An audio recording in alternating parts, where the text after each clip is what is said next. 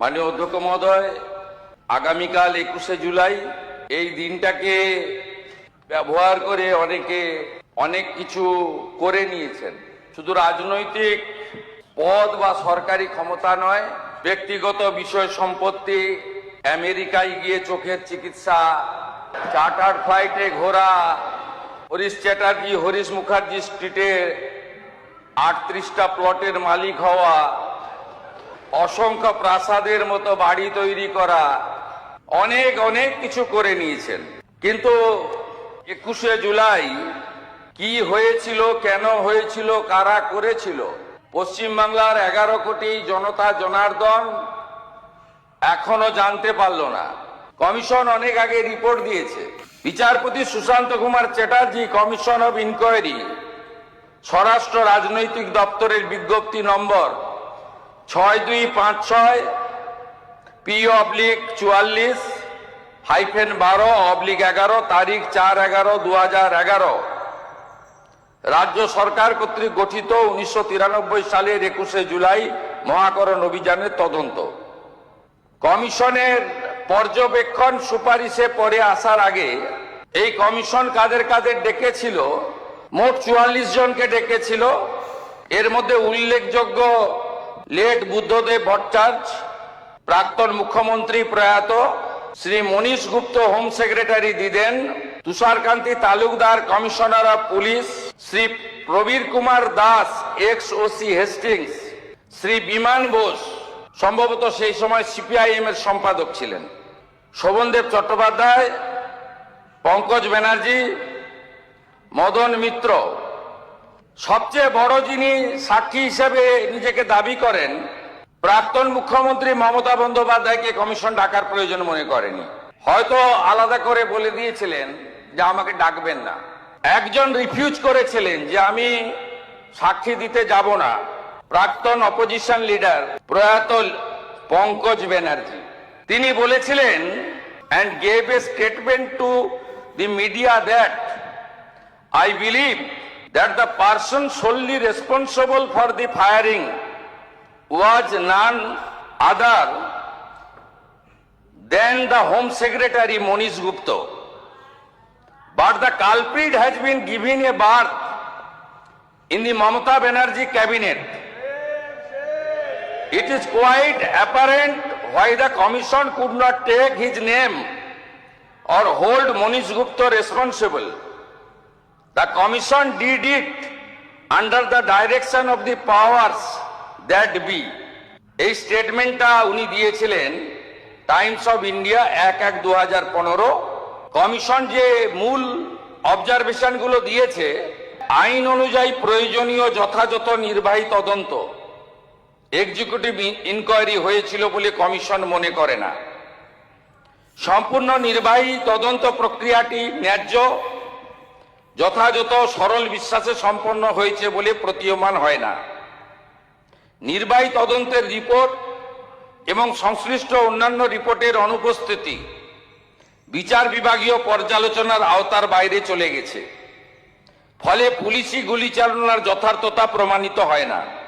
তৎকালীন police commissioner প্রকাশ্যে অস্বীকার করেছেন, বিতর্কিত করেছেন এবং কার নির্দেশে পুলিশ গুলি চালানো হয়েছিল সেই প্রকৃত তথ্য প্রকাশ করতে অস্বীকার করেছেন। মহাকরণ থেকে সমস্ত প্রাসঙ্গিক নথিপত্র কেন পাওয়া যাচ্ছে না তা গ্রহণযোগ্য বলে মনে করা হয়নি।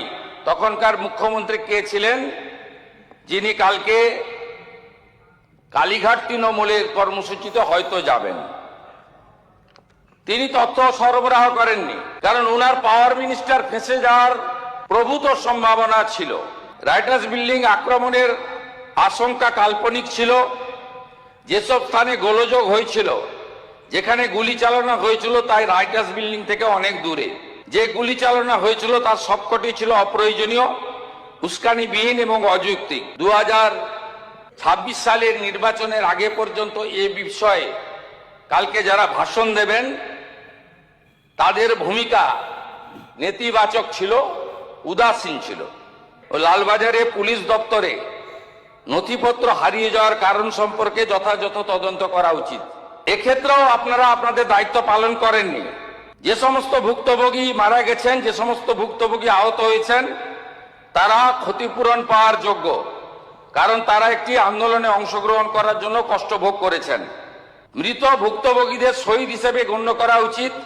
কমিশন যে 12 জনকে পোস্টমর্টমের পরে চিহ্নিত করা হয়েছে, তাদের পরিবার, তাদের প্রত্যেককে 25 লক্ষ করে টাকা আর আহতদের 5 লক্ষ করে টাকা দেওয়ার সুপারিশ করছে।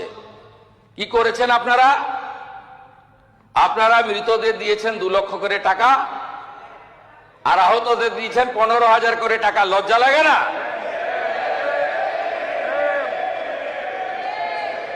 আপনারা নিহতদের দিয়েছেন 2 লক্ষ করে টাকা আর আহতদের দিয়েছেন 15,000 করে টাকা, আর কমিশন বলেছে নিহতদের দিতে 25 লাখ করে টাকা, আহতদের 5 লক্ষ করে টাকা।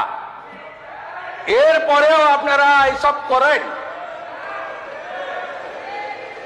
আমি এই রিপোর্ট পেশ করে আহত এবং ক্ষতিগ্রস্ত পরিবারকে বলবো, আপনারা যদি ফ্রেশ এফআইআর করতে চান, সে সুযোগ বর্তমান সরকার দেবে। আপনারা যদি কমিশনের সুপারিশ মতো ক্ষতিপূরণ বর্তমান সরকারের কাছে চান, মুখ্যমন্ত্রী রিলিফ ফান্ড থেকে আমি সেই ক্ষতিপূরণ দেব।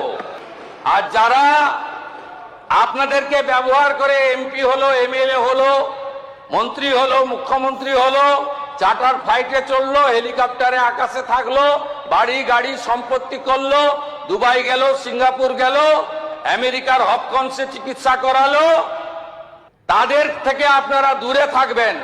সাথে সাথে আমি এই হাউসকে বলছি যে আমাদের কাছে আরো বেশ কিছু তথ্য আছে, আমরা প্রয়োজন মতো সেগুলো প্রকাশ করব। সব তথ্য আমার কাছে আছে, তথ্য আমি বের করেছি।